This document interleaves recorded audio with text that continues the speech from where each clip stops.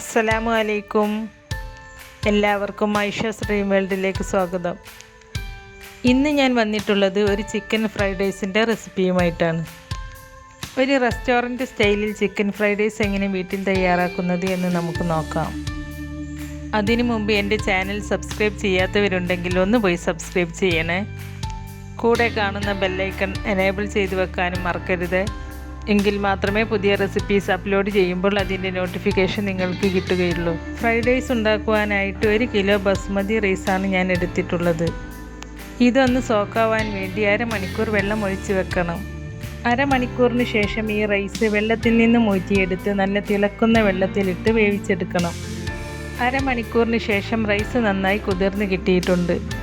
ഇനി നമുക്ക് റൈസ് വേവിച്ചെടുക്കാം. അതിനായി ഒരു പാത്രത്തിൽ കുറച്ച് വെള്ളം എടുത്തിട്ടുണ്ട്.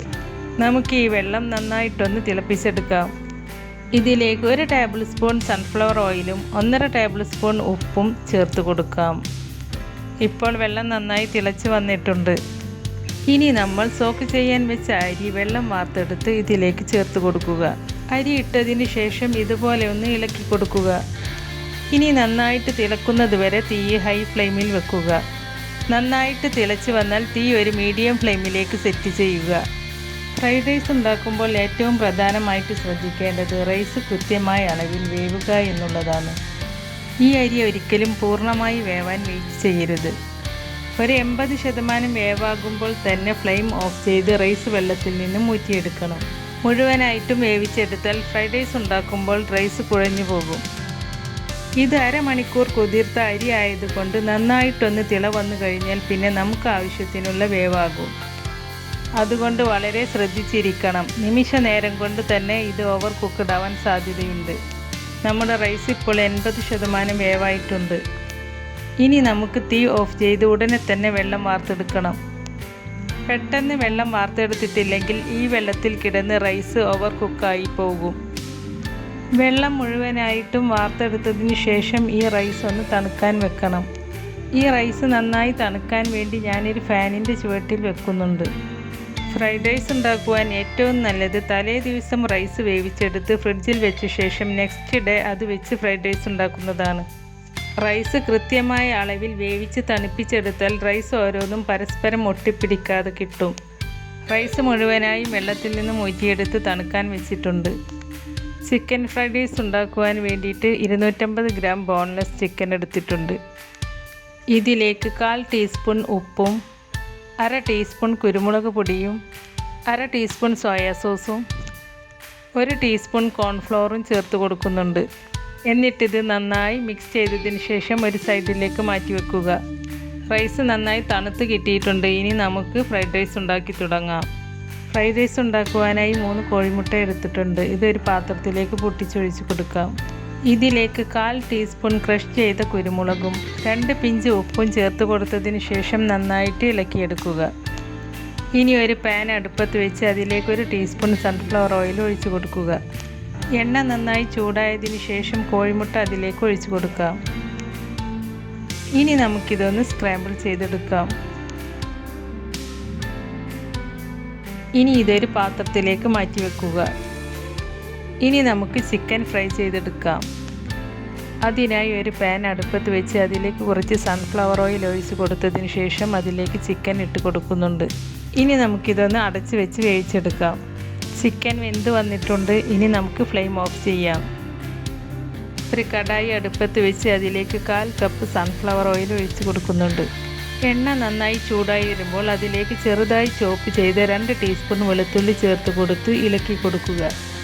ഇതിലേക്ക് 1/4 കപ്പ് ചെറുതായി കട്ട് ചെയ്ത് ചെറിയ ഉള്ളി ചേർത്ത് കൊടുക്കുന്നുണ്ട്. ഇനി ഇതിലേക്ക് 1/2 കപ്പ് ബീൻസ് ചെറുതായി കട്ട് ചെയ്തത് ചേർത്ത് കൊടുക്കുന്നുണ്ട്. ഇത് ചെറുതായിട്ടൊന്ന് ഇളക്കി കൊടുത്തതിന് ശേഷം ഇതിലേക്ക് 1/2 കപ്പ് ക്യാരറ്റ് നീളത്തിൽ അരിഞ്ഞത് കൂടി ചേർത്ത് കൊടുക്കുന്നുണ്ട്. ഇനി ഇതിലേക്ക് ചേർത്ത് കൊടുക്കുന്നത് 1/2 കപ്പ് ക്യാബേജ് ചെറുതായി കട്ട് ചെയ്തതാണ്. അതുപോലെ 1/2 കപ്പ് ക്യാപ്സിക്കം നീളത്തിൽ അരിഞ്ഞതും ചേർത്ത് കൊടുക്കുന്നുണ്ട്. ക്യാപ്സിക്കം കൂടി ചേർത്ത് കൊടുത്തതിന് ശേഷം ഇത് 1 മിനിറ്റ് നേരം ഇളക്കിയെടുക്കുക. ഇത് ഒരുപാട് നേരം വേവിച്ചെടുക്കേണ്ട ആവശ്യമില്ല. ഇതൊന്ന് ചെറുതായിട്ടൊന്ന് വാടി കിട്ടിയാൽ മതി. ഹൈ ഫ്ലെയിമിൽ തന്നെ വെച്ചിട്ട് വേണം ഇത് കുക്ക് ചെയ്തെടുക്കാൻ. ചൈനീസ് കുക്കിംഗ് എപ്പോഴും ഹൈ ഫ്ലെയിമിൽ നല്ല ചൂടിൽ വളരെ ഫാസ്റ്റായിട്ടാണ് കുക്ക് ചെയ്യേണ്ടത്.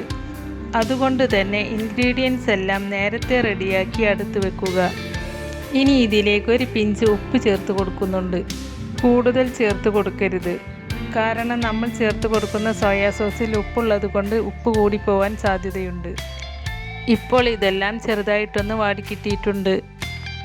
ഇനി നമുക്കിതിലേക്ക് 2 ടേബിൾ സ്പൂൺ സോയാ സോസ് ഒഴിച്ചു കൊടുക്കാം. സോയാ സോസ് ഒഴിച്ചു കൊടുക്കുമ്പോൾ ലോ ഫ്ലെയിമിലിട്ടിട്ട് വേണം ഒഴിച്ചു കൊടുക്കാൻ. ഇനി നമുക്കിതിലേക്ക് ഫ്രൈ ചെയ്ത് വെച്ച് ചിക്കൻ ചേർത്ത് കൊടുക്കാം. എന്നിട്ടൊന്ന് ഇളക്കിയെടുക്കുക. ഇനി നമ്മൾ നേരത്തെ സ്ക്രാമ്പിൾ ചെയ്ത് വെച്ച കോഴിമുട്ട ചേർത്ത് കൊടുക്കാം. ഇനി ഇതിലേക്ക് 1.5 ടേബിൾ സ്പൂൺ കുരുമുളക് ക്രഷ് ചെയ്തത് ചേർത്ത് കൊടുത്തതിന് ശേഷം എല്ലാം കൂടി നന്നായിട്ടൊന്ന് മിക്സ് ചെയ്തിട്ടെടുക്കുക. ഇനി നമുക്ക് വേവിച്ച് വെച്ച റൈസ് ചേർത്ത് കൊടുക്കാം. എന്നിട്ട് നന്നായിട്ടൊന്ന് മിക്സ് ചെയ്തെടുക്കാം. ഈ മിക്സിങ്ങിലാണ് ഫ്രൈഡ് റൈസിൻ്റെ ടേസ്റ്റ് ഇരിക്കുന്നത്. മിക്സ് ചെയ്യുമ്പോൾ റൈസ് പൊടിഞ്ഞു പോകാതിരിക്കാൻ പ്രത്യേകം ശ്രദ്ധിക്കുക. ഈ സമയത്ത് ഉപ്പ് കറക്റ്റാണോ എന്ന് നോക്കുക. ഉപ്പ് കുറവാണെങ്കിൽ അല്പം ഉപ്പ് കൂടി ഇതിൻ്റെ മുകളിലേക്ക് സ്പ്രിങ്കിൾ ചെയ്ത് കൊടുക്കാം. ചിക്കൻ ഫ്രൈഡ് റൈസ് ഇപ്പോൾ റെഡി ആയിട്ടുണ്ട്. ഇനി നമുക്ക് സെർവ് ചെയ്യാം. ഫ്രൈഡ് റൈസ് എപ്പോഴും ചൂടോടുകൂടി തന്നെ സെർവ് ചെയ്യണം.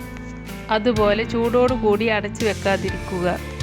ചൂടോടുകൂടി അടച്ച് വെച്ചാൽ ആവി തട്ടി ഫ്രൈഡ് റൈസിൻ്റെ ഫ്ലേവർ തന്നെ നഷ്ടപ്പെടും. ചില്ലി ചിക്കൻ്റെ കൂടെയാണ് ഞാൻ ഫ്രൈഡ് റൈസ് സെർവ് ചെയ്യുന്നത്. അപ്പോൾ എല്ലാവരും ഇതൊന്ന് ട്രൈ ചെയ്ത് നോക്കിയിട്ട് അതിൻ്റെ ഫീഡ്ബാക്ക് അറിയിക്കണേ. വീഡിയോ ഇഷ്ടപ്പെട്ടാൽ ലൈക്ക് ചെയ്യാനും ഫ്രണ്ട്സ് ആൻഡ് ഫാമിലിക്ക് ഷെയർ ചെയ്യാനും മറക്കരുത്.